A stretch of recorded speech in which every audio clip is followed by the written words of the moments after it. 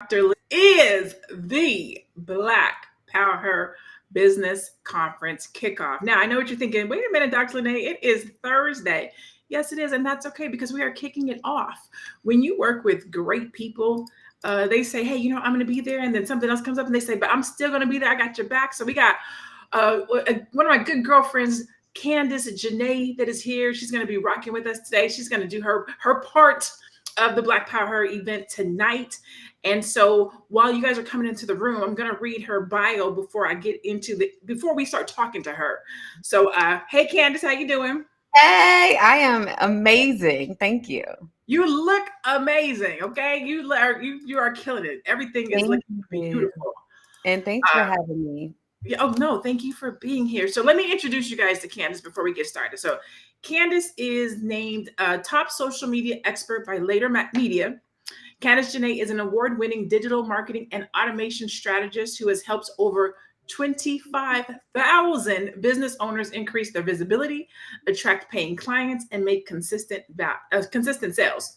With over 1.5 million generated in sales, she is also the founder of Epic Fab Girl, which is how I first found out about her, a global community of Black Christian women entrepreneurs. Her expertise has been sought after and celebrated by prestigious brands such as the Obama Foundation, Smart Water, Essence Magazine, and Fabletics. Her work has garnered recognition from Rolling Out Magazine, the NAACP, and many others. And that's just the tip of the iceberg. If you really get to sit with her and talk to her, she is far better and bigger, more fun, lively than what her bio says about her. So thank you so much for being here with us on tonight. Oh, thank you so much. This is like the best introduction ever. So thank you. We want to make sure that you feel good and that what I'm saying, that you're in a good place with people who love you and whatnot. Let me Yes. say this, even before we get started. I don't even know if you remember this, but so I started by seeing your posts and your funnels and your ads and things like that coming up to social media. So when we were at TSP one day, I saw you walking in the hall and I was like, that looks like the Epic Fat Girl. And so you were walking by and I was like, hey, how are you doing? I hope you joined. You were like, yeah, I already joined. And I was like, oh, great. Well, then hopefully I'll see you around. And then just, by chance, we saw each other coming and going. Then we saw each other in Mexico. But I had already been following you and peeping your business and your brand and how you moved in business, even before having the pleasure of getting to meet you in person. And so I feel almost kind of like a fangirl moment because I get to ask you questions, not just as a friend, but as somebody who has watched your business blossom and Yes. become what it is today. So exciting. And I definitely remember that day. You were like, I be seeing your ads. And I was like, that means my ads are working. So I am so excited. And I know we met that way and it's our relationship has grown over time. So I'm excited to chit chat. I'm just, I won't say I'm an average girl, but I am just, I try to stay humble. So that's what I'll say. And you do a good job. So let's start there. Let's start with the beginning. How and or why did you start your business? Because a lot of times people will say that I always say people go into business for one of three things: passion, purpose, or profit. And if you're lucky, you get to do all three. Unfortunately, sometimes people go into it because it's something that they're passionate about, but they don't know how to make money doing it. So they don't know how to be profitable with it. And they'll lose money a lot early on. How did you get started in your business, and why? Listen, I feel like the story of how Epic Fab Girl came to be is a whole crazy story, but it is such a beautiful story because so I always like grew up in church. I know that's like really crazy to start with, but I grew up in church and I went to school for business. And so well, I actually went to school to study mechanical engineering. And so after I got ready to graduate from undergrad, I ended up getting my master's in business. And so while my mind was kind of thinking about what to do, I was really following kind of this American dream path. There was like these kind of simultaneous tracks in my life that were like, one was all super career focused, like go get a really great corporate job, do your thing. And when I got that job in corporate America, simultaneously, like God was like really kind of like healing my life. Like I was the kid who, went to like grew up in church, but then when I got to college or even before then, I wasn't really taking my relationship with God that serious.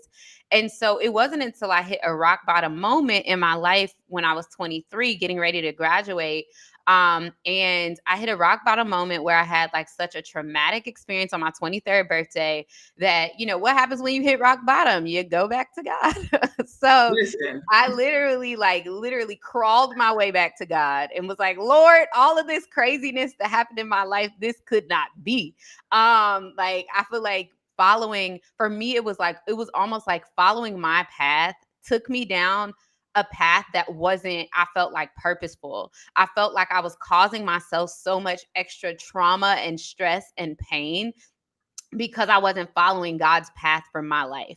And so when I got back, from this, I had a traumatic weekend experience. I got back to my apartment in St. Louis where I went to school. And I literally was like, okay, God, I know that's not what you have for me. I'm going to surrender everything I have, give you everything that I have. No matter what you ask me for, I'm giving it to you. Like, I want to live my purpose, and I want to live for you no matter what it takes. And so I kind of made this like rededication of my life and my purpose back to God. And so basically during that time, God started transforming me from the inside out, helping me to, overcome like insecurities, helping me to overcome all of these things that I had walked through. And that was kind of happening as I was graduating college. And so when God took me on this journey of like self-love, self-acceptance, and understanding who I was. And as I was on that path, God started to be like, I've called you to women. And I'm like, are you sure? I'm like, you want me? Like, I'm like, listen, y'all might not believe it, but I was very like ratchet in, in college. Like, I made some real interesting decisions, baby. Like, I was out here kind of bad. So I'm like, me of all people, you want me to be the person that's like the token, go to Jesus girl. Like, it was just for me. I'm like, I don't know. So God kind of started talking to me about all of that stuff, and I was kind of ignoring it because I felt unworthy. I felt like, how could you use someone like me to impact women when I haven't always been a perfect person? And so to speed the story up, basically, God started transforming my life, and I got the job in corporate America. As I was working in corporate America, I was working in corporate America for 2 years, and I found myself being like, oh, I really want to help women walk in purpose. And so my first ever business was a hair extensions company. I used to braid hair, do all this stuff. And so in college, I was doing people's sew-ins, and that turned into me starting my own hair extensions company. So out of that hair extensions company, I started serving women. We had our first in-person event in Chicago, and we called it the Epic Tea Party. Ooh. So we were like over having brunch and all this stuff, but we were like, let's do a tea party. So we did this epic tea party. And that epic tea party was kind of like the first time like I brought women together to talk about purpose, to talk about what they wanted to do with their lives. And then that was kind of the thing that birthed like that concept of epic tea party, like that epic thing that happened probably in 2015. But in 2016, I decided, I'm like, oh, I want to help women walk in their purpose, find their purpose, go after their purpose without fear, without all of the insecurities, without all of that stuff. And so I started Epic Fab Girl literally to help women walk in purpose. And how it turned into business was that, when we started asking women about like their purpose and their destiny and what they wanted to pursue in this day and age, everybody wanted to run some sort of business. So that's really kind of how things came together. And I always had this dream of helping people in business run and perfect their businesses. So it was kind of like two of my passion, my purpose, and what was the third piece? You said Profit, the profit. money. Yeah, the profit ended up coming into play later, but the passion and purpose piece like drew me together to start a business from my story, my journey, but also wanting to help other people run these successful businesses. So you launched your business. So Epic was easy because I was going to ask you, how did you name your company? But that you kind of told it in that, how you got to Epic Fab Girl. So this is your first entrepreneur endeavor, your first business. What route did you take? Did you take the leave your company and jump right in route? Or did you take the, I'm going to work my business and go have a job? Yes. So technically, Epic Fab Girl was my second company. My first company was my Fancy Extensions hair extensions company. Okay. And the concept of epic came from, I thought it would be like, I think it's epic when somebody knows their worth and they show up in the fullness of it. Like that to me, oh my God, I get so excited about it. So that's why for me, I'm like, oh, it got to be epic. Like, and so that kind of turned into me being like, okay, let's start this blog. So in 2016, Epic Fab Girl launched as a blog. We didn't have a plan for how we were going to make money. So for a year, so we launched in September 2016 as a blog, and I was still on my corporate job. I didn't quit my corporate job until September of 2017. So I was on my job. So I was kind of doing the side hustle thing for a while, but things were kind of picking up as a blog. So we had writers, we had over 30 writers writing for our blog. So it literally was like, but at the time, it wasn't even focused on entrepreneurship. It was just focused on Christian women, purpose, and all of this stuff, relationship with God, all of this stuff. And so what it ended up, so I basically, Epic Fab Girl started getting so busy, even though we weren't making money, it started getting so busy that it was like, if you want to pursue making money in this, you're going to have to quit your job.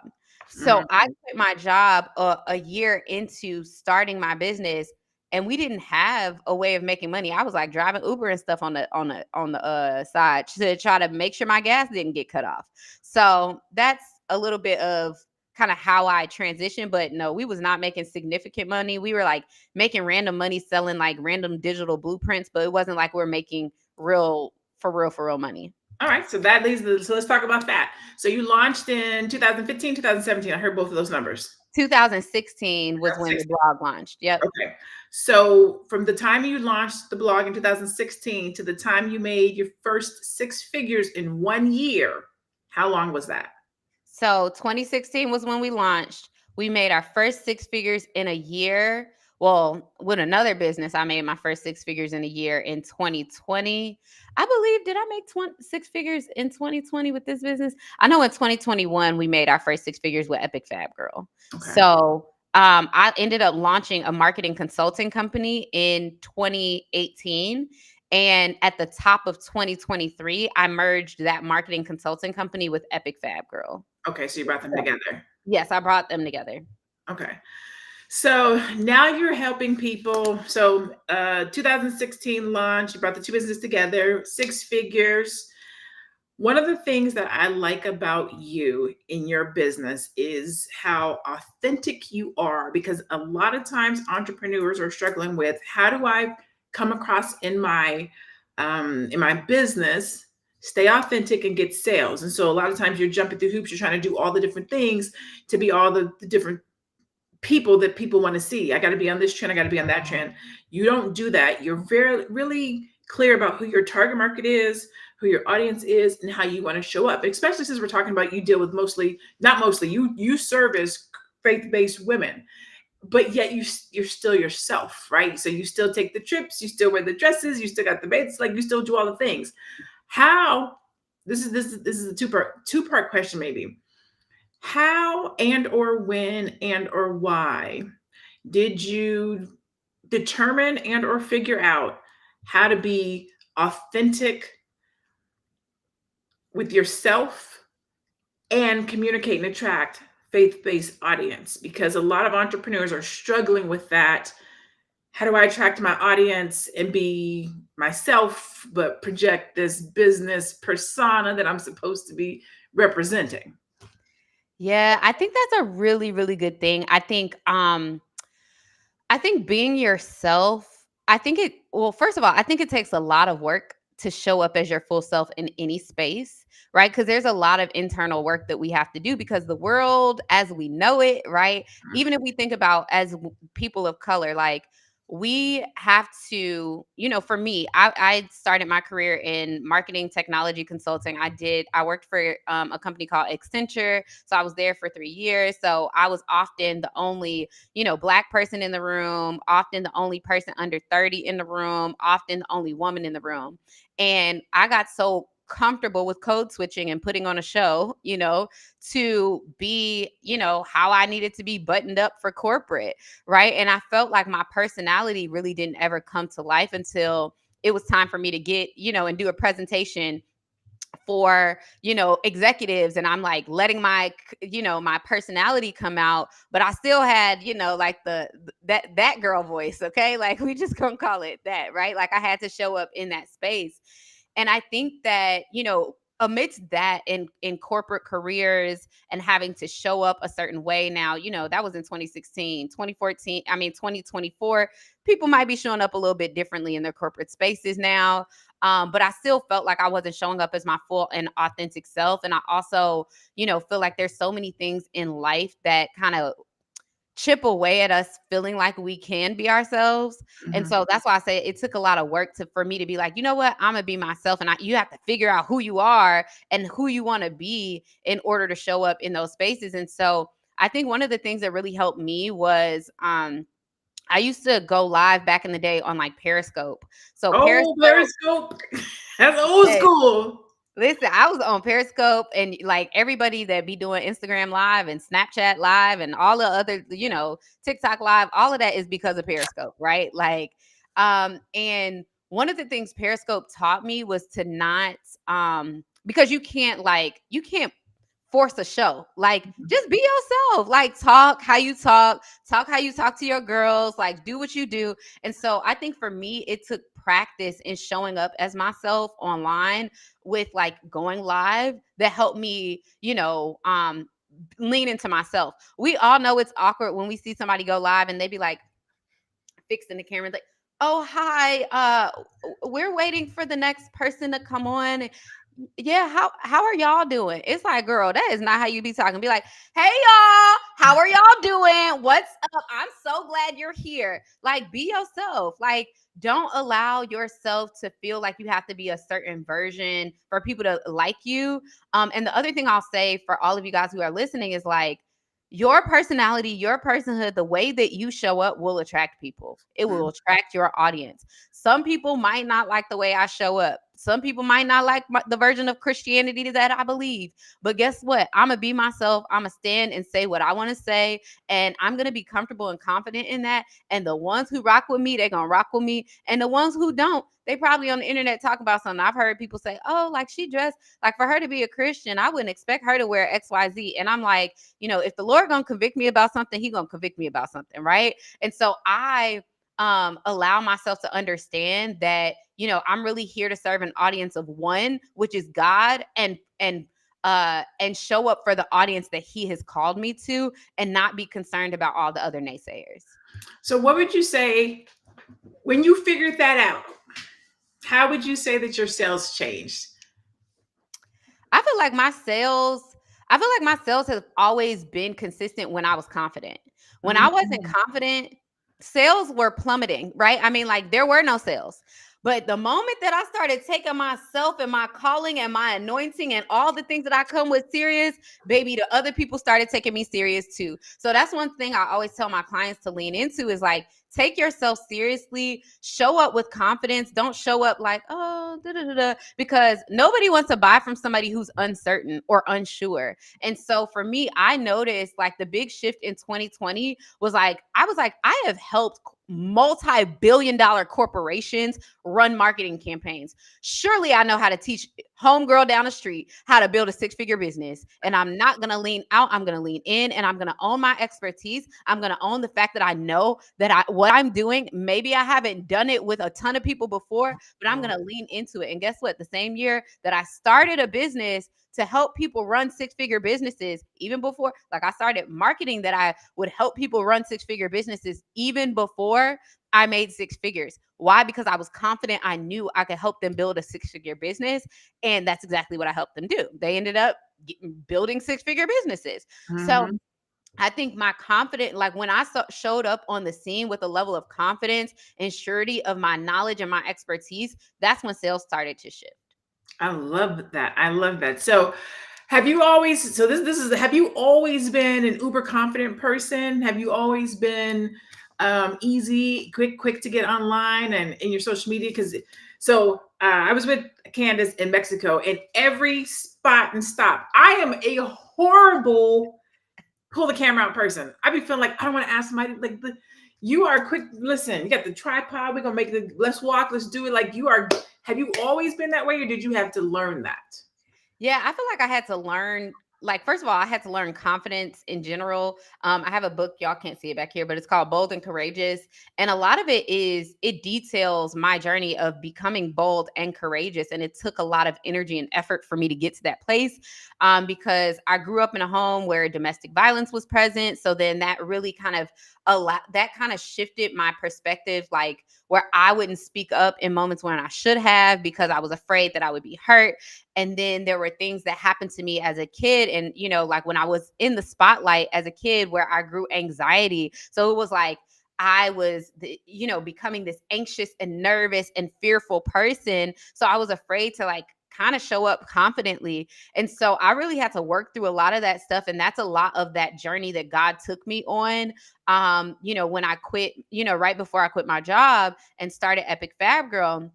But even in that, like, um with like showing up in front of camera, like I used to be very self-critical, like, oh no, I don't like that picture. But I'm like, this is who I am. They gonna get this belly, they gonna get this, the stretch mark if it's there. Like, I'm not about to sit up here and put on a show for people.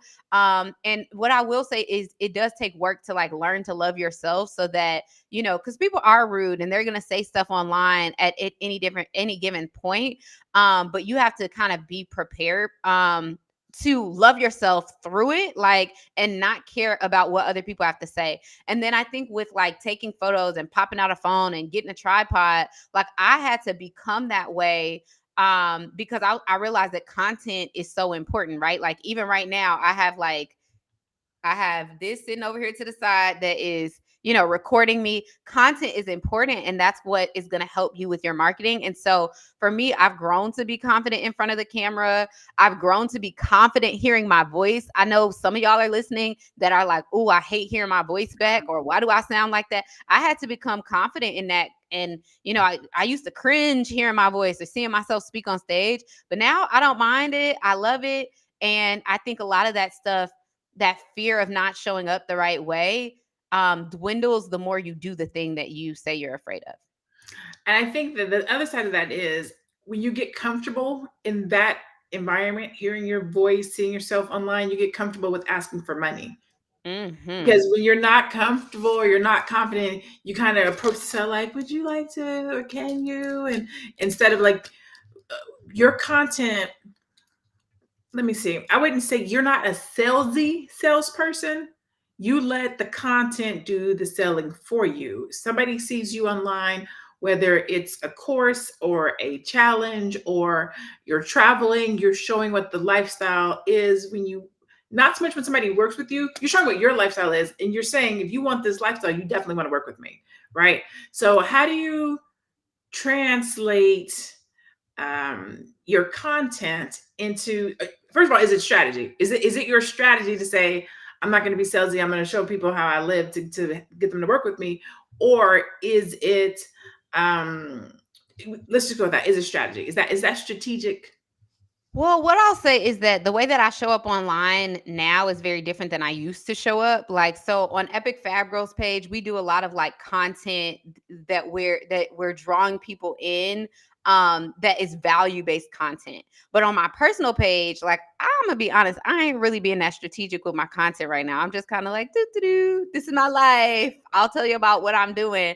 But there was a time when I was being a lot more strategic with what I was putting out online. And a lot of that was really based on,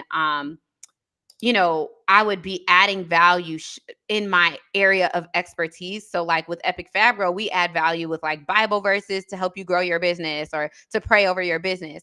But there was a time when like every single piece of content I put out online was about how to market your business, how to create more email marketing campaigns, funnels, things like that. So that was a lot more strategic. Now I more so just showcase my life, showcase me speaking, showcase like, just the everyday, the ins and outs of what I'm doing. And I kind of treat it like a personal brand page where I'm not being as strategic about drawing in people in that way. But there was a time when I was being a little bit more salesy on the internet, and it worked really, really, really, really, really well. It's just like my strategy has changed, and I'm not a person that says like one is better than the other. I just got tired of posting a reel every single day on Instagram. Listen, that's a real thing. That is a real thing. So, for those of you that are watching, feel free to ask Candace any questions. Yeah, I can take some questions in the chat. What risk, like one of the things people ask me all the time is like, if you could do something different, if you can go back and do something different, what would it be? And I don't want to ask that question. What I want to ask is, as entrepreneurs and business owners, we have to take risks. There's different things that we do. There's different programs that we pay for, conferences that we go to, advertising, all these different things that happen in our business. What risk do you wish you had taken sooner? Woo! That is a good one. What risk do I wish I had taken sooner? I would say I would have taken the risk to like work with a coach sooner, but like I didn't never have the money. Like by the time I finally got the money to invest in a coach, I spent that money to invest in a coach. Um, I'm thinking about other risks that I would have taken. Advertising, investing in the business. I Because some feel of those like, people have money, they just don't know what to do, right? Right. When you yeah, first start, you're like, I got a little bit of money, so what should I do with it? yeah, I Or think. you don't Mhm. make a move and then you do it later. You're like, damn it, I wish I would have did that earlier. Yeah, I think for me, I'm like a huge risk taker. Like I'm that girl. Like I will spend my last. Okay. Listen, I spent my last on my Go Getter Conference 2019. And like I didn't pay my mortgage that month because I was like, you know what? I'm going to take this money from my mortgage. I'm going to put it in my Go Getter Conference. I'm going to sell something at the conference. And I had expectations that it was going to sell and it didn't. Oof. And I was like, ooh. So that was the same year that I ended up with watching my car get repossessed right in front of me. That was the same year that the day after Christmas, I ended up getting served foreclosure papers on my home because I took the risk. I like this. I'm crazy. I'm a little nuts. Okay. But I'm a little nuts because I serve a God who told me where he was taking me. I'm a little bit nuts and delusional because I serve a God who told me the vision before I started walking the path. And Mm. so I get the flexibility on my end to be delusional. Now, in my delusion, now there were several moments on the path where I was like, wait, when I got served that foreclosure paper, I'm like, wait a minute, hold on. Why would I have quit a 6-figure job to now be getting my home taken away from me? Right. But I made that investment in my business. And what I'll tell you is that literally that very next year was the year that my business went from $0 to 6 figures. That very next year was the year where I took my wisdom, my knowledge, and turned my summit into a $30,000 summit. It was completely free, and I made $30,000 in 8 days. Come on now. So, because I took the risk. Some of us are so afraid of releasing what's in our hand for fear that it will not return. And for me, my Bible tells me that that you reap what you sow. So the principle of return on investment is actually a biblical principle that you're going to reap what you sow. And anybody that knows that if you put an apple seed in the ground, you're not just going to sow an apple, you're going to sow an apple tree. Come on, apple tree. And a tree that's going to bear fruit. So if that principle is the same, why not make an investment in something that is going to bear fruit, and the fruit is going to be bigger than what you planted? So for me, I have become a person that is okay with releasing. Even just last month, I had to pull some money from my personal savings to do some things. And then, stuff wasn't working out the way that I thought it was. But guess what? I literally just did a launch today and made that money back and so much more. And now I can replace what I put in there. But it's because I've learned to trust myself taking on risky decisions, even when it feels uncomfortable. So my thing to you is like, if you got the money, first of all, because there's 2 types of people. There are the people that got the money in their account and they're afraid to lose it. They just sitting there looking at it. And you looking at that and it's looking back at you. And it ain't got no value over there. It ain't got no value. It's just sitting in your bank account. And I mean, it got value to the bank that you letting it sit in. Listen. But what happens if you said, I'm going to take this $3,500, even though I feel like it's going to leave me in a weird place with my savings, I'm going to take this $3,500 and invest it in something that I know can bear fruit. Do you know what type of fruit that's going to bear in the long run? Me investing like to get in the room that I met Dr. Lene in, I invested $800 when I did not have it to buy a ticket to an event. I don't even know if that was probably the event that I met you at, to Mhm. buy a ticket to an event, because at the end of 2022, I shut my other business down for 6 months. The business that was generating six figures, I shut that down. Didn't know what I was going to do next. And then at the top of 2023, I decided to combine them. And that was the year that I made, multiple, I made over $400,000 in my business. But at the end of 2022, when I bought that ticket, that $800 was like, ooh, somebody paid me and I got $800 to spend. But it wasn't like I had money coming in every which way. And so I have learned that when I invest to get in rooms, when I invest in coaching programs, when I take risks and bet on myself that are calculated risks, I'm gonna be all right. And I'm a girl's guy, a God's girl. So for me, I got all of heaven back in me. I love that. I love it. I mean, Run it up. come on now. Come on Run now. it up. Ain't no devil in hell finna knock me off all the things that God told me he was gonna give me. Like, I refuse to believe any lie the enemy tries to whisper in my mind. You don't gotta believe what I believe. But for me and my house, I'ma trust what God said. I Okay. love that. I love it. I am completely going to mess your name up, so I'm not even going to try. But you kind of already started about how to start. But how did you start growing your business? So this person asks how to start and grow the business, which marketing strategy. So I will ask you, how did you start growing your business? Because at some point you're doing business, and then you have to bring on an assistant, and you have to bring on other people. I did a thing in your program. I don't know if I don't know if it was Epic Fab Girl or not, but you weren't even in you weren't nowhere to be found. The assistant came on, welcomed me in. I got on, I did my teaching, I was done. Bada bing, bada boom. You was traveling, I think. Probably.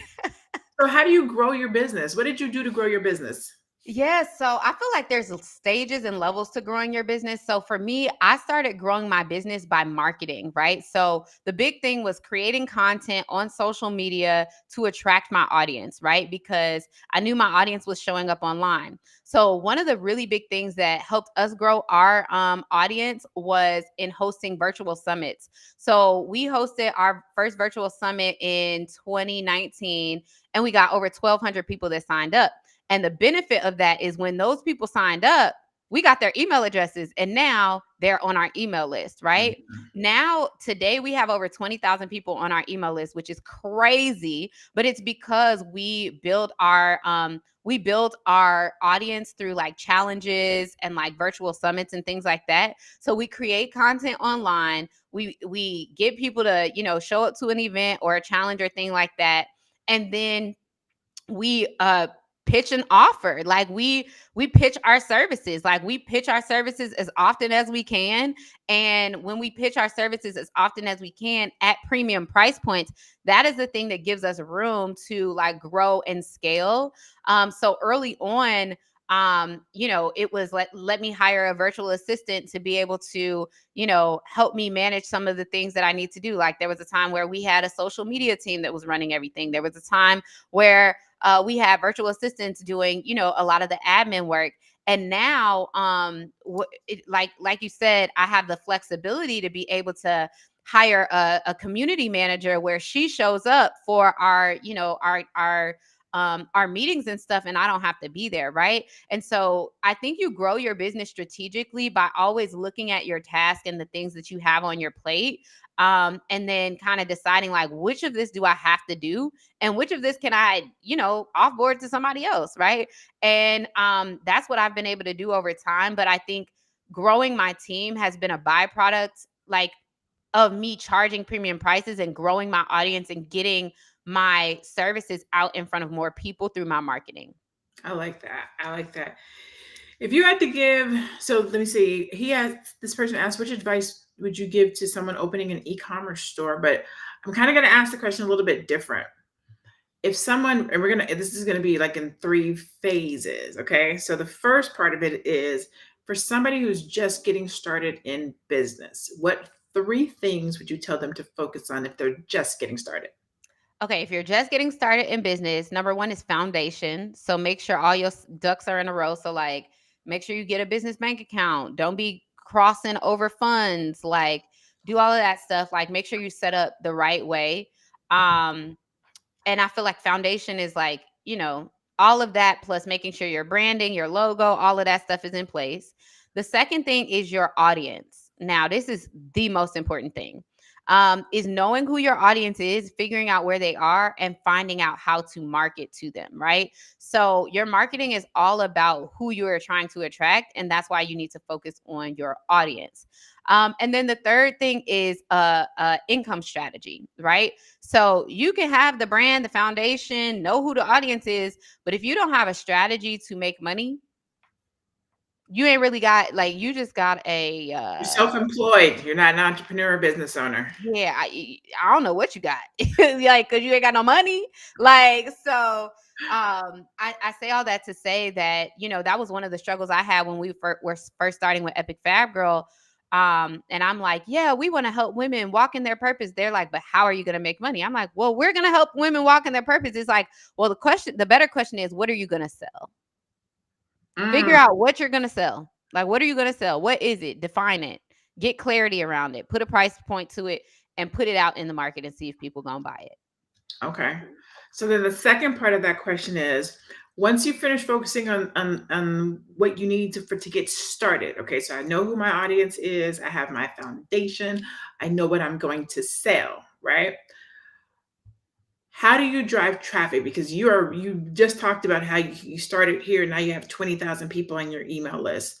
So another issue that a lot of entrepreneurs have is, okay, whoever said if you build it they will come was a liar. If you build it they will not come. You have got to put a shining light on it. You got to point people to it. You got to direct people to it. You got to be out in the streets doing the Burning Man. Like, if you build it they won't come. How do you drive traffic? Because a lot of fresh entrepreneurs, they want to know, how do you drive traffic? Did you do ads early on? Like, what did you do to start driving traffic to your site and or your email list? Yeah, I think the better term is, if you build it properly, the people will come. Mm, So if you build the right, thing for your audience, because a lot of people create something for, like, that they think is a good idea, but they haven't vetted to see if the idea is an actual good concept for their said audience. And so one of the things that we did to draw our audience and to, like, grow our audience and to drive traffic early on, I didn't start running ads really until 2020. Um, Probably until 2023, like, heavily. We used to, like, run ads for, like, events, like, back in, like, 2018, like, when we would have, like, if we had an event or a pop-up in a certain city, like when we had an event in Nashville, we ran ads for, like, flyers for events, but it wasn't like we were running ads to, like main core offers and things like that we had. So we did a lot of organic, like, growth, like social media posting, putting quotes out there. Like, we did a lot of that. And I did, like, and then my personal brand, which was like my marketing consulting company back in 2020, between 2020, 2021, I started creating a lot more content on, like, Instagram with reels. And with that, that was the thing that was driving more traffic. But how we drove traffic primarily was through organic, ways. And then in recent years, we've started to utilize ads to generate leads for, like, our challenges and things like that. okay. And so this came off of listening to you speak. Which came first, automation or a team? Oh, automation for sure. Automation came first because my background is in automation. So I was big on setting up funnels, setting things up. And then, I'm still queen of automation. Like, my team, they be like, oh, wait, do we need to? I'd be like, you don't need to touch nothing. Cause once they signed up, it's all the things are going to happen behind the scenes. Right. And Mhm. so the automation came first and then the team came second. Then let's ask that question. What is the first thing or two things, if you feel it's important, that a business should automate? Yes. So I would say the first thing that you need to automate is your emails and stuff. Like your email nurture sequence and all of that. So, like, when someone signs up for your email list, there should be an automated thing that's like, hey, thanks for joining our email list. Like that is something to automate. And then I feel like this is kind of a bit of the same. Well, that, and then automate like your client or like customer onboarding. Like once they purchase something, you don't need to be sending out a manual email every time. You need to be sending out something automated. So I feel like those are two things, like when someone becomes a lead and also when someone makes a sale, like you need to automate that. Okay. What's the second? Okay, so I guess that's kind of the same thing. So the second thing that I think can be automated, but I feel like that's kind of what I was talking about. Second was like the client onboarding, because Okay. there's so many Email and pieces. the onboarding. Yeah, like because like if someone purchases, right? Like depending on how your business is set up, or okay, something else I'll say is like if someone, let's say if you're a service-based business owner and you should automate like your intake process, right? So if Mhm. someone completes a form to work with you, there should be something that's in response like, "Hey, we got this, blah blah blah." And then, if there's some type of conditional thing that's set up where if they respond this way, then send them the link to book the call. If they respond another way, then we're going to tell them, "Hey, unfortunately, like we don't have, we don't work with budgets XYZ." So I think that yeah, I'm glad that you think she's asking all the right questions. But yeah, no, I really do think that was a great question. But yeah, I think the automation on the back end with like, your client onboarding, your client intake, and anytime a client becomes a customer, automating that process. Oh, this is a good one. Automating um automating getting reviews. Ooh, that's a really good one. So it's like, yeah, you sold them the course, but did you ask them like how they liked it? How you can improve it? Would they share feedback? Would they give you a referral? So automating that stuff, I think, is a really good thing. So when it comes to me, I love email automation. So, but I feel like it drives so much of business. I like that. I like that.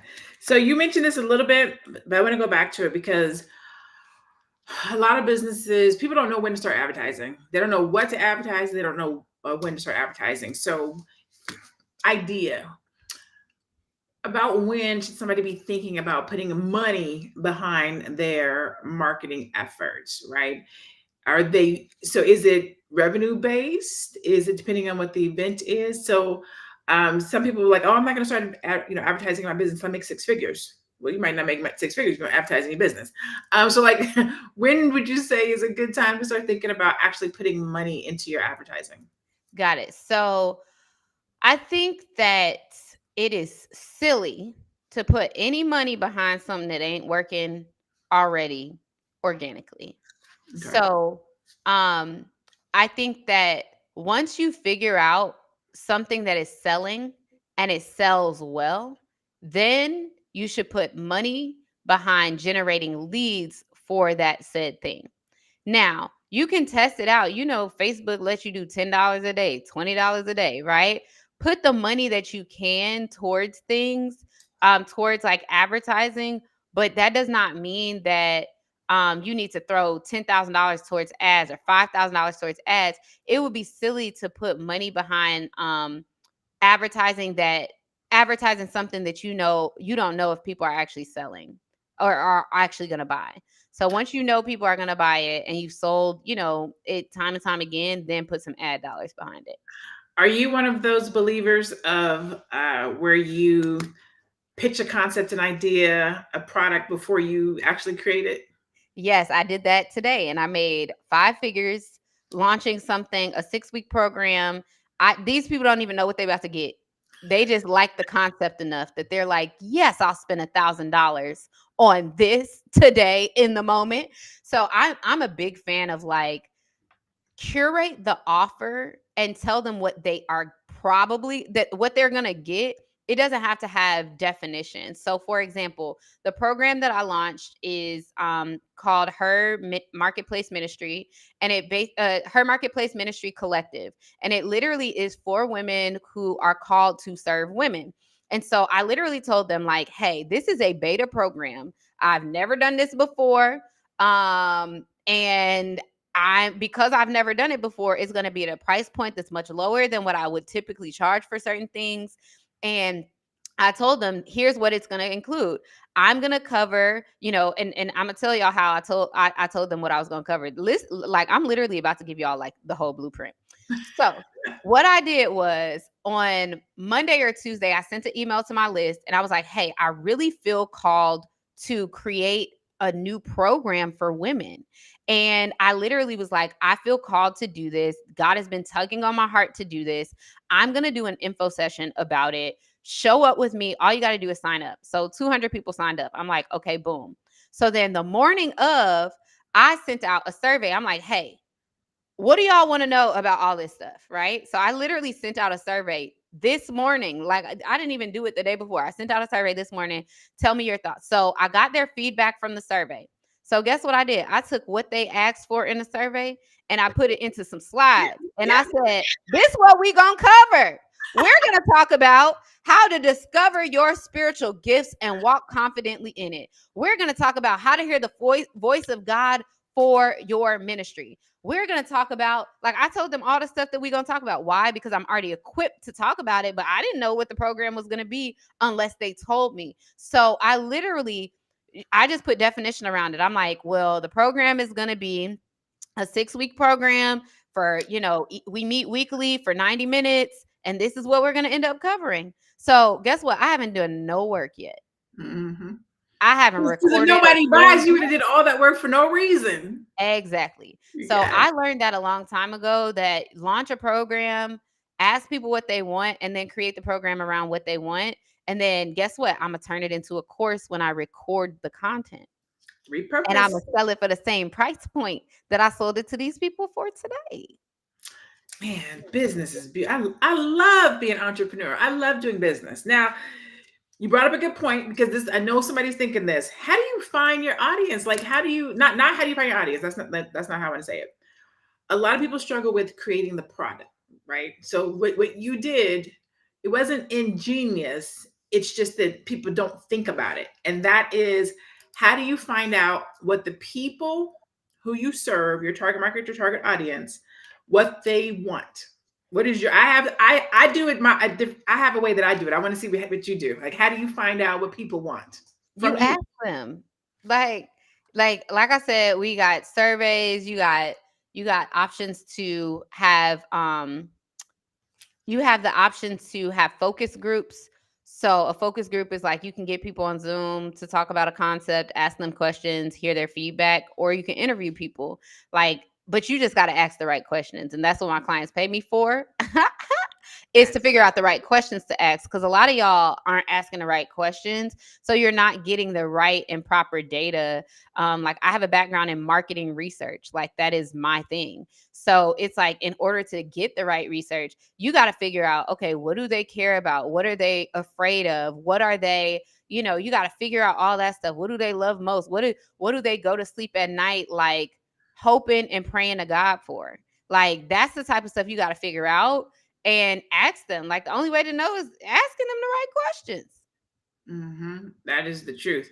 And you can't be afraid. And that's where the confidence comes in. So let's say you ask the right questions, you're in front of the right people, they want the product. You're doing the media, you're doing the content, people are coming in. How do you go about making sure that you don't go crazy once you start getting what you prayed for? Ooh, baby. Man, I feel like that's a really good question, because in 2020, my business blew up. It was crazy. Like, things blew up in an unexpected way. And it was like the money was coming in so fast, the opportunities, everybody wanted me to speak. People wanted me to be on their platforms. But you know what helped me was my systems. What helped me was having things automated. What helped me was, okay, you want me to speak? Here's a form that you can fill out.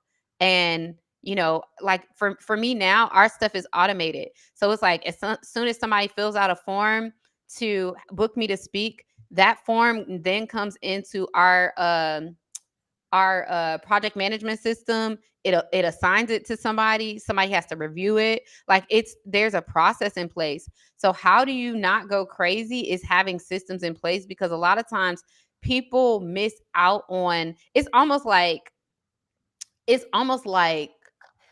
if you have a physical product and you sell out of that said physical product, that means that the demand is so much higher than what you can produce, right? Mhm. And that's not really a good thing, because it's like you missing out on money, you leaving money on the table. So in that same way, if you don't have systems in your business, like you're not going to be able to equip you be you know to be able to take on the increase when it does come.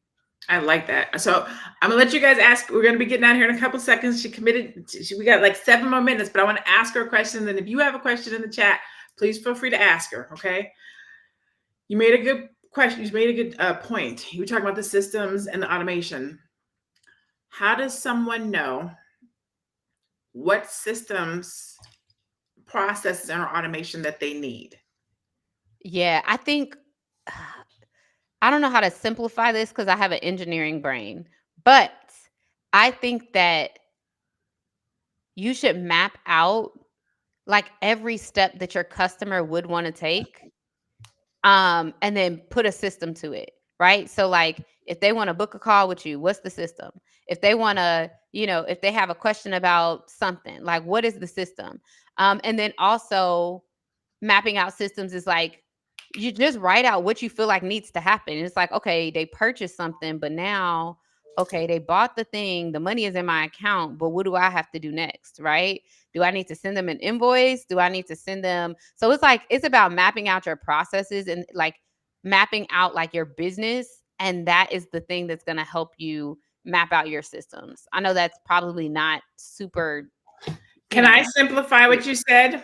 Yeah, Do you go ahead. mind? Okay. Mhm. So tell me if I heard you correctly, right? Mhm. So it's looking at all of your manual processes that you have and or all of your manual tasks that you have, figuring out what those things are and then finding systems that can support that, whether that be a platform or a person or a X, Y, and Z.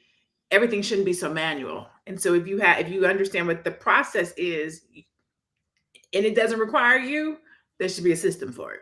Yep. And systems can be like tools and automation and stuff like that, but a system can just be like mapping out a process, right? Like, okay, a form, like, cuz maybe if you don't automate the thing, maybe the system is when the form comes in, your assistant reviews the form and then sends it over to you, right? So it's like there are those things that you could have in place, but then also mapping out the systems from the customer perspective, like when a customer decides to buy, like think about their entire path from finding you on Instagram to making a purchase, like mapping that entire process out.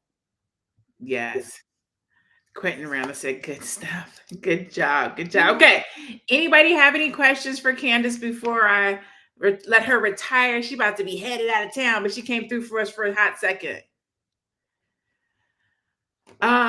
So let me see what else I want to ask you about while we wait to see what's going on over there. What final thought would you have? What's the last thing?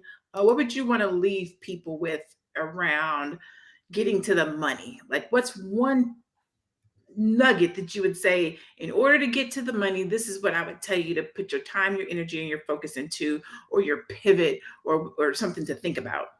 Yeah, I think when we're talking about getting to the money, there's so many things that could be said, but I really think that keeping it so centric to your audience and what they want and what they need and asking them is so important. And really just having a process for how you do sales, right? So if you don't have someone that is literally holding your hand through the process of figuring out how to get clients and customers, then you probably need one, right? Like you need to hire a coach like Dr. Lene, right? So one of the things that I find to be most important is knowing like what your sales process is going to be, whether you're going to do discovery calls and close people on discovery calls, whether you're going to do webinars and sell people on webinars. You need to have a system in place for how Thank you, Lanika, girl. Thank you, thank you, thank you. She said, I look like $1 million, okay? Yes, And I you got a did. it. So thank you.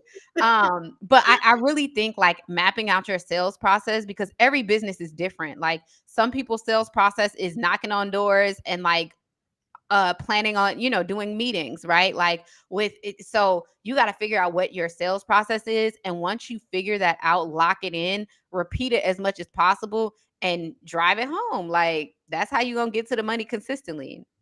I love it. Lisa Marie has a question. It's a pretty good one too. How do you automate when you have a product-based service? So let me first of all, before we go into that, just the fact that you recognize that these are two different things: a service-based business, product-based business, two different funnels, two different processes, two different automation processes. So good job on that piece first. Now, Miss Candace, how do you automate when you have a product-based service? Yes. So, I mean, if you want to automate a little bit more seamlessly, I'm sure you could probably use a platform like Amazon to start selling your stuff. But if you are physically shipping things out, like there are certain processes that cannot be automated, right? Like you cannot automate literally putting a book into an envelope and shipping it out. Like you can't automate putting your physical products into a box, making sure that they're quality controlled and shipping them out. Like you can't automate that process.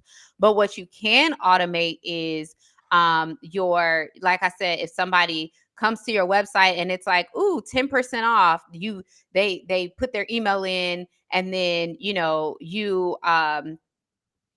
they get a text message as well. You could automate that process. You could automate the process of when people sign up, to buy something, then sending them email. You could automate a process where, when an order comes in on the back end, you send that order to wherever it needs to be and you print the shipping label. Like there are certain things that can be automated.